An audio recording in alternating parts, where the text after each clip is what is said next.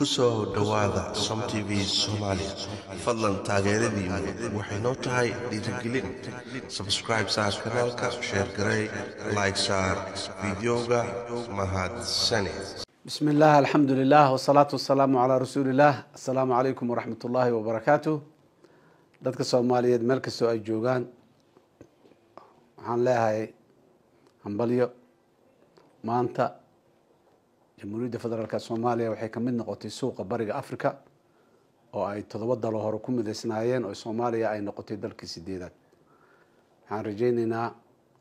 in ay dadka Soomaaliyeed ka faa'iidi doonaan oo ay ka faa'iidi doonaan suuqyada suuq 300 milyan dadkiisu ay yihiin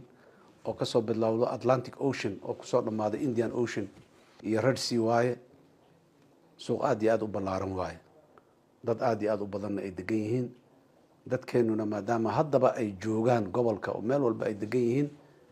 in ay si sharci ah oo nidaam ah oo wax lahaanshiya ah ay ku joogaan ayaa muhiim ah sidoo kale annaguna dal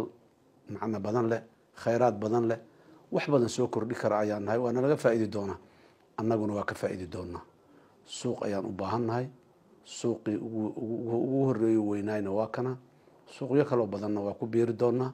dhaqaalaha dadkanaga iyo warshadaha mustaqbalka imaanaya iyo khayraadka badan ee dalkeena uu leeyahay uga faa'iidaan dadka Soomaaliyeed waxaan leeyahay hambalyo waxaana laga rabaa inaan si mas'uulnimo ah aan u dhaqanno